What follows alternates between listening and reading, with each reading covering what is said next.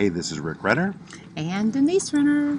and guess where we are? I know you can't guess. Where are we, Denise? We are in the Airport. airport.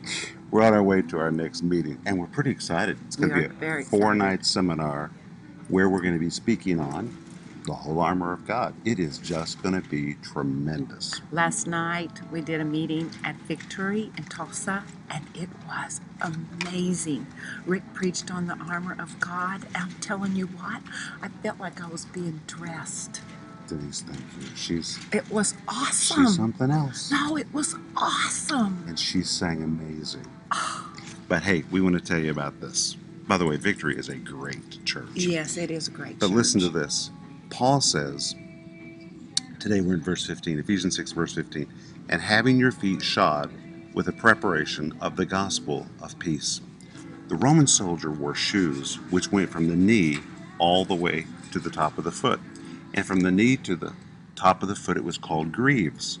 And when you came into the Roman army, they would actually take that metal and they would fit it to your dimensions. They would wrap it around your calves, and then they put heavy leather on the top of your feet, and on the bottom of your feet they put what was called hobnails. And the hobnails could be half an inch or they could be an inch. Depending on what kind of terrain you were going to walk in, they could be even more than an inch long. Very sharp hobnails. Now you might ask, why in the world would they need metal from their knee to their ankles and the hobnails?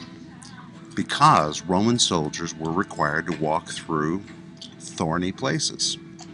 And if their legs were not protected, their calves, those thorns would tear their legs up.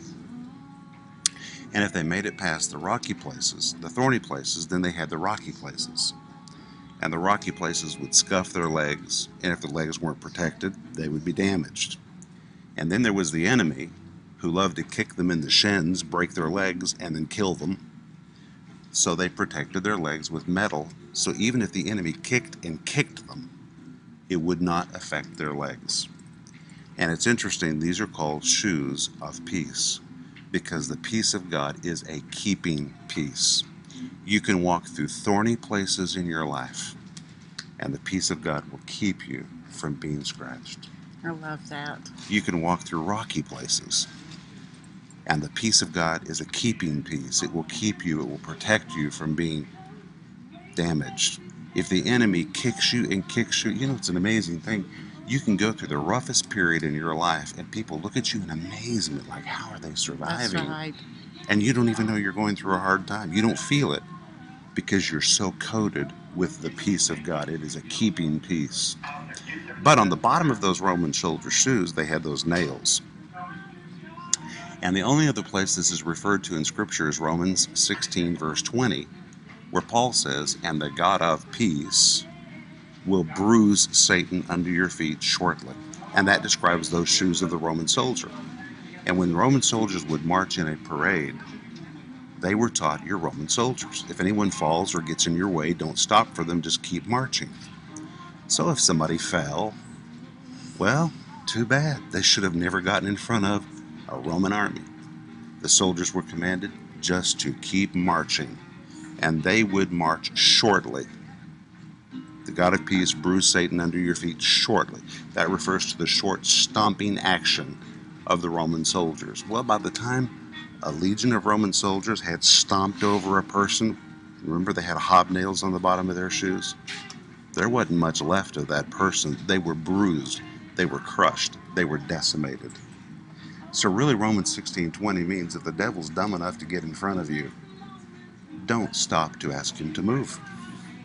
Just keep marching, stomping as you go, stomping, crushing, bruising as you go.